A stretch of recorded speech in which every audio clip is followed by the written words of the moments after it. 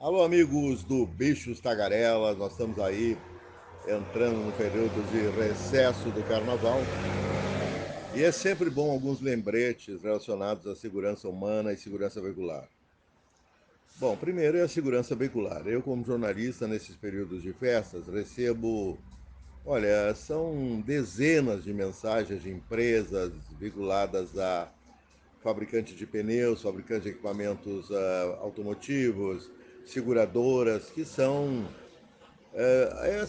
elementos de imprensa úteis, são matérias úteis de imprensa que falam sobre segurança. Sempre essa grande preocupação com segurança, principalmente no uso rodoviário do automóvel, que é muito diferente do uso urbano. Por quê? Porque a velocidade é bem maior.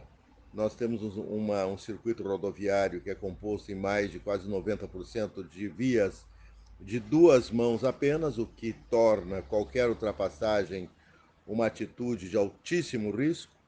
E nós sabemos que o brasileiro, em geral, é afoito numa rodovia, ou ele quer chegar, ele apressa, ou ele saiu de casa mal-humorado, porque o fator emocional também é extremamente importante na segurança do transporte. Não se pode conceber um motorista, por exemplo, de ônibus que esteja já passando por um período difícil na sua vida pessoal, isso acontece, ou está bebendo, ou está brigado com a mulher, ou está com problemas financeiros, e está carregando vidas ali. E grande parte dos acidentes de ônibus do Brasil são causados pela falha humana. São motoristas que erraram. Eles ficam culpando a estrada, culpando o ônibus, culpando isso, mas foram eles que entraram com excesso de velocidade naquela curva que exigiria uma velocidade 50% menor. Foram eles que exageraram na velocidade, na média de velocidade nas estradas, principalmente também o setor de turismo de ônibus é um saco de gatos. Não vamos ofender o bicho gato, né? É um saco de confusões no Brasil, porque grande parte das empresas não são regulamentadas, há um tremendo transporte irregular, como aquele transporte de Brasília, né? A cidade que é a capital da República, ao menos todo meu pouco conhecimento de Brasília, ou às vezes que eu estive aí, pouco no sentido que eu estive só algumas dezenas de vezes de Brasília, não sou morador de Brasília, mas eu ficava assustado com aquelas combis fazendo transporte de pessoas, um precário transporte público na capital federal. Nem sei como é que anda nesse momento. Acredito que não tenha mudado muito não, porque a questão também das divisões sociais que existem na capital do Brasil são evidentes, né? E periferias muito pobres, elas improvisam em relação à mobilidade. São aqueles carros muito velhos, amarrados com um arame, tudo sistemas deteriorados, mas carros que continuam em circulação. E também as improvisações do transporte, né? Com gente que faz bico com carro velho, com Kombi velha e continua transportando os seres humanos. Eu estou falando só em Brasília, isso é normal no Brasil.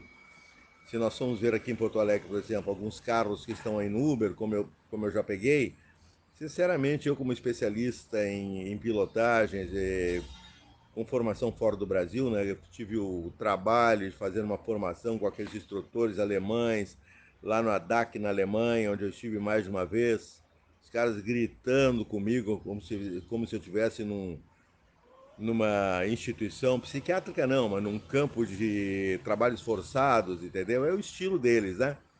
Eles não poupam lá os alunos que vão fazer cursos de pilotagem defensiva avançada e gritam mesmo e colocam inclusive alto-falantes dentro do carro para que você obedeça às ordens de comando para aprender a sair de situações difíceis ou se tornar um motorista muito mais seguro. Mas depois você viu que toda a gritaria valeu a pena, porque você sai daqueles cursos lá do ADAC muito mais consciente enquanto motorista e, no meu caso, enquanto profissional que desde 1985 vive do automóvel. Então, os cuidados que se deve ter antes de pegar a estrada já começam pelo automóvel. Essas análises que eu recebo, como eu recebi ontem várias matérias, por exemplo, uma do fabricante de pneus Dunlop, que fala dos cuidados que se deve ter com o pneu, é uma verdade. As pessoas não fazem rodízio de pneus, vão para a estrada com pneus carecas, não respeitam aquele sinal que tem na banda de rodagem, que é tipo assim, de um carocinho que mostra ali, é só visualizar que você vai ter uma ideia exata de qual é a profundidade do seu sulco de pneu.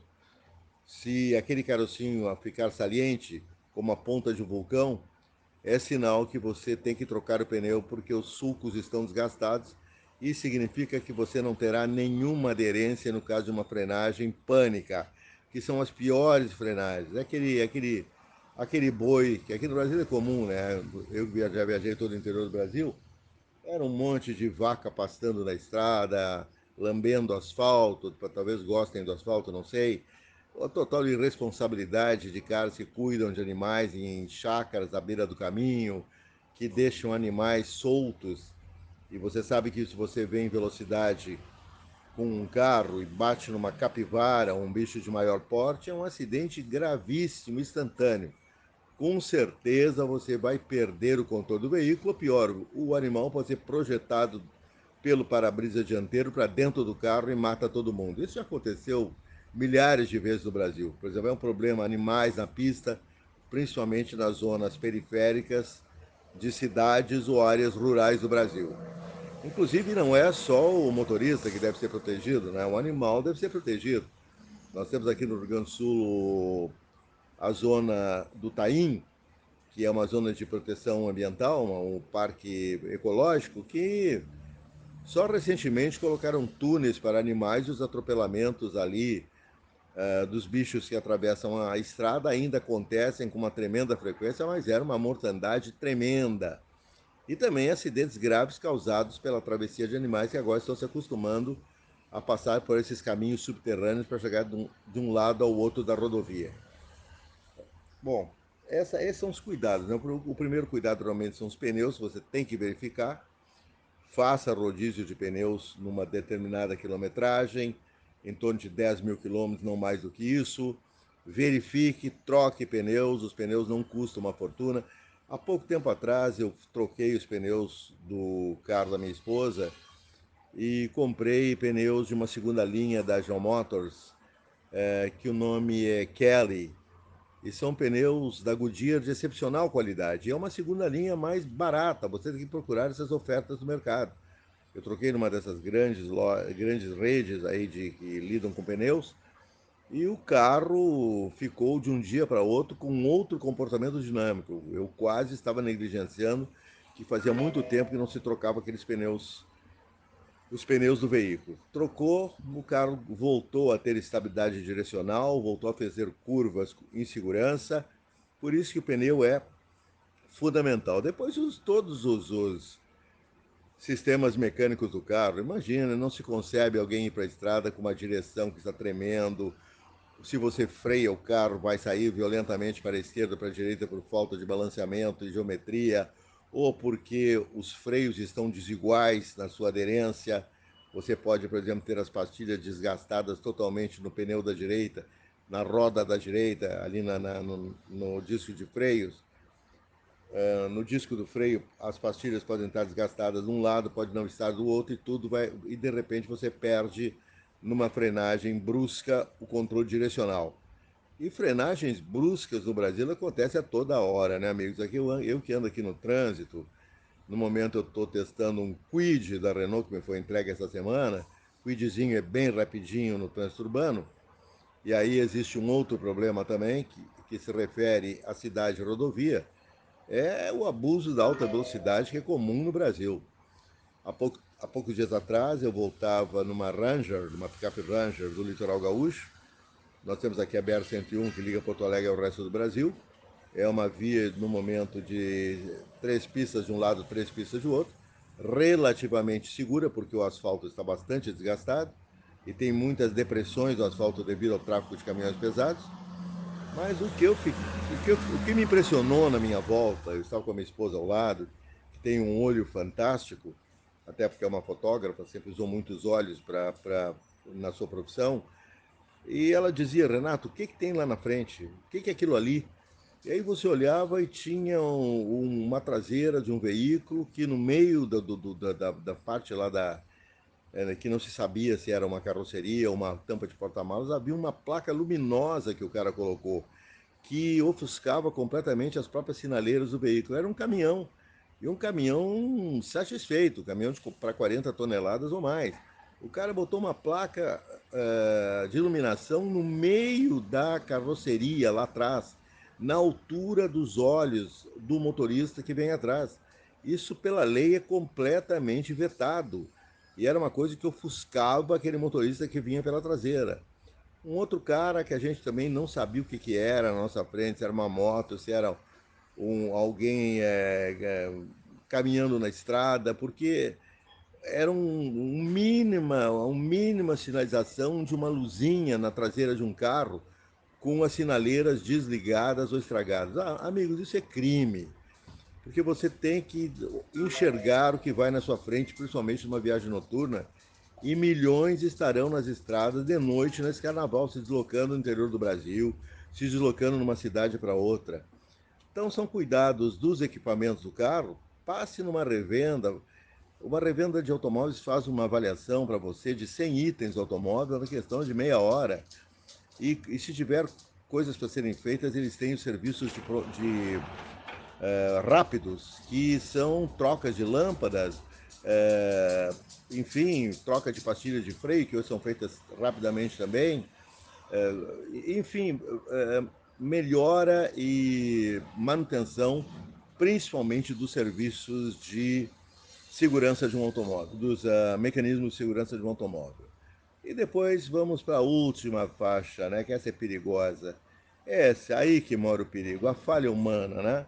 As cabeças, então, que estão alcoolizadas nas estradas do Brasil, não é uma nem duas cabeças, são centenas de milhares de motoristas nesse país que bebem e dirigem. O mundo está contra isso, as campanhas de segurança são cada vez maiores no primeiro mundo para evitar que o motorista bêbado, alcoolizado ou que já tomou 2 copos de cerveja ou 1 copo, não interessa quanto, dirija, porque a alcoolemia ela difere de ser humano para ser humano. Você pode ter uma grande resistência ao álcool como uma mínima resistência ao álcool. Então, 1 copo de cerveja tem um efeito na minha cabeça, tem um efeito diferente na sua cabeça.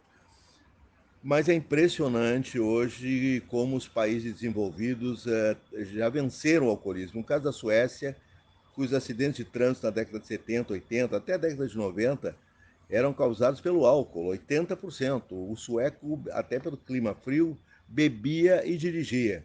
E aí eles colocaram bebidas alcoólicas à venda em Estocolmo, por exemplo, em lugares que parecem morgues, parecem necrotérios, de tão apagados que são os lugares, a iluminação é fraca, quer dizer, tirar o glamour do álcool. Outra coisa que a Suécia fez, os países nórdicos, é botar imposto altíssimo em cima de bebida alcoólica, coisa que não acontece aqui no Brasil. Além do que, é só nós olharmos os meios de comunicação, o bebum está sempre cercado de belas mulheres, é a bebida associada a uma sexualidade excitada, né? O gambá acha que bebida vai deixá-lo com um desempenho sexual maior, né? Em geral ele não faz nada, dorme, né? Porque bêbado dorme.